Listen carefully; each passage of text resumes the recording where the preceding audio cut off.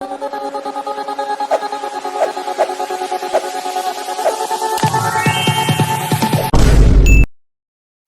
Hello viewers, நான் உங்க PK வந்தாச்சு.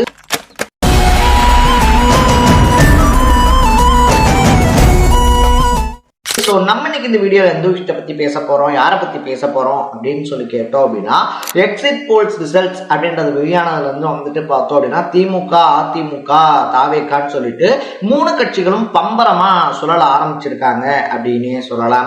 ஸோ அந்தந்த கட்சியினுடைய வேட்பாளர்களோட அந்தந்த கட்சியினுடைய தலைவர்கள்லாம் வந்துட்டு பார்த்தோம் அப்படின்னா தொடர்ந்து கான்டாக்டில் இருக்காங்க. ஜெயிச்சதுக்கு அப்புறம் என்னென்ன மாதிரி பண்ணலாம், யார் யாருக்கு எந்தெந்த அமைச்சரவை பதவி, அதை தாண்டி வந்துட்டு எந்த ஐபிஎஸ் மாற்றணும், எந்த ஐஏஎஸ் மாற்றணும் அப்படின்றத முதற்கொண்டு பலகட்ட பிளானிங்ல இந்த மூணு கட்சியுமே இருக்கு அப்படின்னு தான் சொல்லணும். ஆனா தமிழ்நாட்டை பொறுத்த வரைக்குமே 4 முனை போட்டி அப்படின்றதுதான் எலெக்ஷன் டைம்ல இருந்துச்சு. அப்ப மூணு கட்சி தான் இருக்கே, இன்னொன்னு எங்கப்பா அப்படின்னு சொல்லி திரும்பி பார்க்கும்போது எக்ஸிட் போல் ரிசல்ட்ஸ்ல கூட நாத்தாக்கா ஒரு இடத்துல கூட வின் பண்ணும் அப்படின்ற டேட்டாவே வெளியிடல அப்படின்னு தான் சொல்லணும். ஸோ என்னதான் வந்துட்டு தாவேக்காவுடைய தலைவரான விஜய் இருக்கார் இல்லையா, அவர் திமுக தான் எங்களுக்கு எதிரியே, ஒன்னு தாவேக்கா இன்னொன்னு திமுக அப்படின்னு சொல்லிட்டு மேடைக்கு மேடை வந்துட்டு பேசியிருந்தாலும் கூட தாவேக்காவுடைய வருகை இந்த எலெக்ஷன்ல திமுகவை பெருசா அசைச்சு பார்க்கல அப்படின்னு சொல்லப்படுது. ஏன்னா வந்துட்டு ஆட்சி அமைக்கிறதுக்கு தேவையான 118 இடங்களை ரொம்ப ஈஸியா திமுக கடக்கும் அப்படின்னு தான் பல சர்வேக்கள் ரிப்போர்ட் கொடுத்திருக்காங்க. ஸோ தொங்கு சட்டமன்றம் வந்தாலும் கூட வந்துட்டு பார்த்தோம் அப்படின்னா டிஎம்கே அதை மேனேஜ் பண்ணக்கூடிய அளவுக்கு தான் இருக்கு அப்படின்ற டேட்டாஸும் வந்துகிட்டு இருக்கு. எது எப்படியோ இன்னும் 3 நாள்ல வந்துட்டு அது வெளிப்படையா தெரிஞ்சிடும். ஆனா அட் த சேம் டைம்ல திமுகவை பாதிக்கும் அப்படின்னு சொல்லி உள்ள வந்த தாவேக்கா நாத்தாக்காவை படுபயங்கரமா பாதிச்சிருக்கு அப்படின்னு தான் சொல்லணும். ஸோ திமுக, அதிமுக இந்த 2 கட்சிக்குமே நாங்க தான் மாற்று அப்படின்னு சொல்லி அரசியல் பண்ணிக்கிட்டு இருந்த நாத்தாக்கா தாவேக்காவுடைய வருகையினால தடம் தெரியாம போயிருக்குன்னு சொல்றாங்க அரசியல் வட்டார புள்ளிகள்.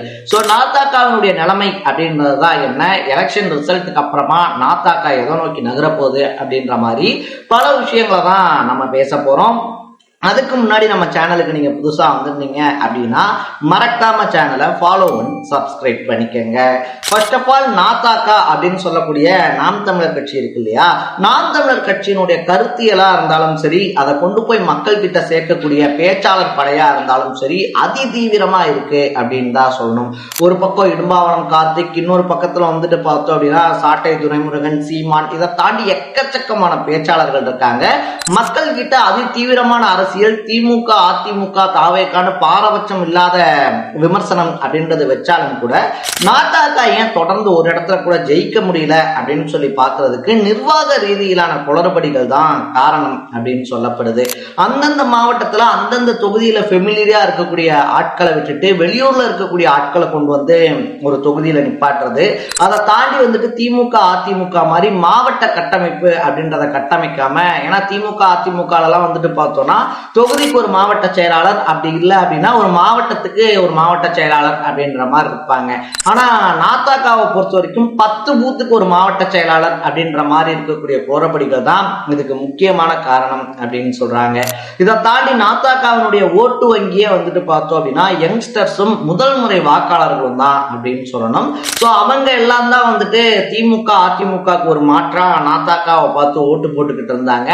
அதனாலதான் 1% ஆரம்பிச்சவரு 8% வரைக்கும் வந்திருந்தாரு. ஆனா விஜயனுடைய வருகை அப்படின்றது இளைஞர்களுக்கு சீமான் மேல இருந்த நம்பிக்கையை விட விஜயின் மேல அதிக அளவிலான நம்பிக்கையை வர வச்சிருக்கு அப்படின்னு தான் சொன்னோம். ஏன்னா சீமான் சொன்ன ஒரு சில கதைகளா இருந்தாலும் சரி, அதை தாண்டி வந்துட்டு சாட்டை துரைமுருகன் இந்த நாத்தாக்காவினுடைய தோல்விக்கு மிக முக்கியமான காரணம் அப்படின்னு சொல்லப்படுது. ஏன்னா அவர் பேசின பேச்சுக்கள், அவர் செஞ்ச அரசியல், அதை தாண்டி வந்துட்டு பார்த்தோம் அப்படின்னா அவர் விஜயை தனிப்பட்டு தாக்கின ஒரு விமர்சனம், தனிப்பட்ட விஷயத்த பேசினது அப்படின்னு சொல்லிட்டு இது எல்லாமே சேர்ந்து எலெக்ஷன்ல ரொம்ப பெரிய அளவுல ரிஃப்ளெக்ட் ஆயிருக்கு அப்படின்னு சொல்றாங்க. சோ தாவேக்கா இருக்கு இல்லையா, தாவேக்காவினுடைய வருகை திமுகவை பாதிச்சதை விட நாத்தாக்காவை பாதிச்சதுதான் அதிகம் அப்படின்னு சொல்லப்படுது. ஏன்னா தன்னுடைய முதல் எலெக்ஷன்லயே வந்துட்டு பார்த்தோம் அப்படின்னா 23% ஓட்டு அப்படின்றத தாவேக்கா வாங்கும் அப்படின்ற கருத்து கணிப்புகள் வெளியிடப்பட்டிருக்கு. ஸோ விஜய் வந்துட்டு பார்த்தோம் அப்படின்னா திமுகக்கு மாற்றுன்றதை தாண்டி சீமானுக்கு மாற்று அப்படின்றதுதான் இப்ப கதைக்குள்ள கொண்டு வரப்பட்டிருக்கு. இந்த மாற்றம் வந்துட்டு நீடிச்சிச்சு. விஜய் வந்துட்டு அந்த 26 எம்எல்ஏக்கள் வருவாங்க, அட்லீஸ்ட் ஒரு 15 எம்எல்ஏக்கள் வராங்கன்னு வச்சுக்கோங்களேன். அந்த 15 எம்எல்ஏக்களை வச்சு அந்த தொகுதிகளுக்குள்ள நல்ல அரசியல் பண்ணி நல்ல வளர்ச்சி திட்டங்களை கொடுத்து அதை மக்கள் கிட்ட அடுத்த தேர்தலில் பிரச்சாரமா கொண்டு போய் வச்சார்னா டெஃபினட்டா அடுத்த டைம் ஆட்சி அமைக்கிறதுக்கான வாய்ப்புகள் இருக்கு. ஏன்னா அடுத்த டைம் யங்ஸ்டர்ஸ் ஓட்டு, ஃபர்ஸ்ட் டைம் ஓட்டர்ஸ் ஓட்டு அப்படின்னு சொல்லிட்டு எல்லாமே இருக்கு. ஸோ அதனால வந்துட்டு பார்த்தோம் அப்படின்னா இது விஜய்க்கு பாசிட்டிவான விஷயமா தான் மாறி இருக்கு. இன்னொரு பக்கத்துல வந்துட்டு பார்த்தோம் அப்படின்னா விஜய்க்கு பாசிட்டிவா மாறி இருந்தாலும் சீமானுக்கு இது நெருக்கடியை ஏற்படுத்தி இருக்கு அப்படின்னு தான் சொல்லணும். இதுக்கு முக்கியமான காரணம் என்ன அப்படின்னு சொல்லி பார்த்தோம்னா திமுகவை எதிர்த்துக்கிட்டு இருந்த நாத்தாக்கா இருக்கு இல்லையா.